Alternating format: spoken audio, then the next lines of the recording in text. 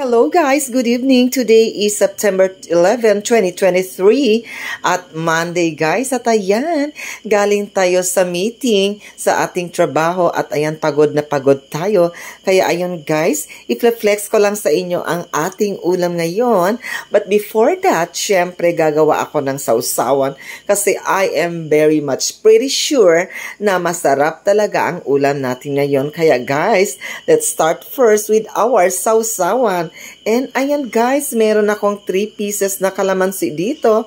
At ang una natin gawin is, hihiwain ko muna yan siya guys. Okay, isa. Okay, so next is, dalawa. And then, at ang pangatlo nating pieces ng kalamansi. Okay, so ayan guys, so tapos na guys. So atin na yan siyang pigain. Well, so sobrang sarap nga ng ating ulam ngayon guys. Kailangan natin ng sausawan. Okay, so hindi na tayo gagamit or maglalagay ng sile or yung anong tawag nito, yung chile kasi medyo sumasakit ang ating tiyan pag medyo maanghang na yung kinakain natin. Okay, so ayan lang guys. Lagyan natin yan ng ating special seasonings ng Ajinomoto. Okay, so itaktak na natin yan dyan ng konti. And of course, lagyan natin yan ng ating dato puti soy sauce. Okay, so ayan. Perfect yan guys. So perfect talaga ang ating sausawan. Okay, so ayan. But before that, ayan. So gusto ko munang magpasalamat sa ating star sender na si Troy Zalazar na galing pa sa Canada. Maraming salamat po sa iyo at shout out din sa lahat ng mga friends ko na nanonood ng aking video sa aking reels. At salamat po sa lahat. At ayan guys, ipapakita ko na sa inyo ang ating ulam.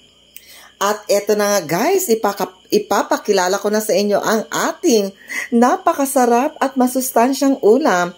In 5, 4, 3, 2, 1. Ayan. Okay. So eto yung pinirito nating karneng baboy guys.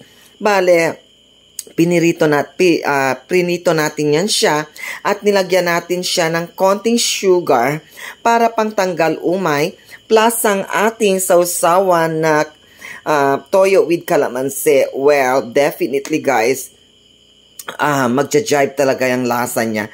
Kaya ayan guys, so gawin natin sa inyong kusina, magluto na ng ganitong klaseng ulam. At alam niyo ba guys, itong ulam natin ngayon is pwede pa yon para bukas, para sa ating baon, papunta sa school. Kaya ayan, super delicious. At eto na ang ating unlimited na rice. Oh, I'm sure mabubusog ka talaga guys sa ating kakainin ngayon. Kanin plus ulam equals busog match. Okay, so ano pang ginagawa nyo? Kumain na kayo, magluto na tayo. Let's go!